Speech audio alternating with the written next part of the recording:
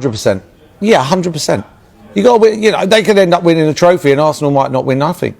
And Arsenal finish second. I think, you know, and I could understand last year or the year before people going, oh, you know, who had the most successful season, Arsenal or Man United, or, you know, and Arsenal lost, you know, comes second.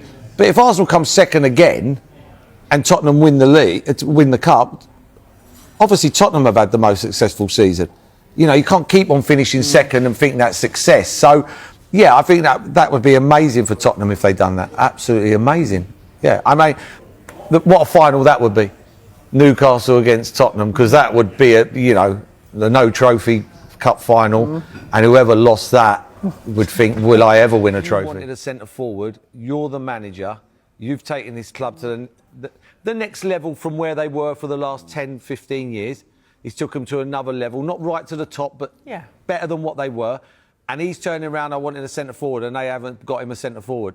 That's surprising. That shocks me. That majorly shocks me, that does. What about putting yourself in that Arsenal dressing room right now, bidding for, of course, Aston Villa striker Ollie Watkins?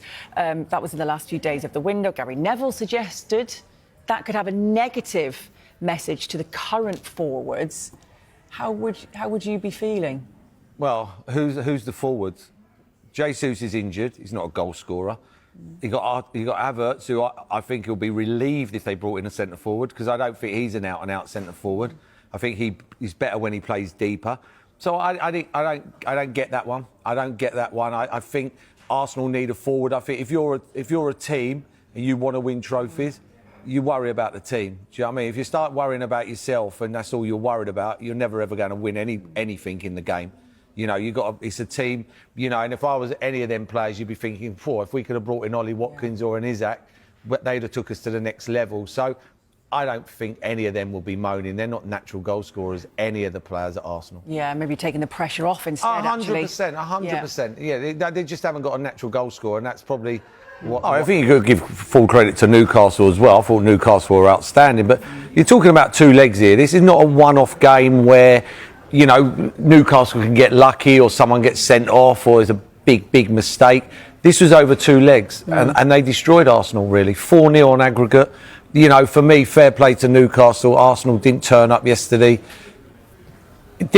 I know they're going to win it 4-0. If Odegaard scores with his right foot, it's a different game. It is a different game. 30 seconds later, they go up the other end. But that's football. And for me, fair play. I think unless you're a Liverpool, a Tottenham or a Sunderland fan, who doesn't want Newcastle to win this trophy? Yeah, because I'm sure I do. So I wouldn't think anybody else would not want them to win this trophy now. You know, it's been a long wait.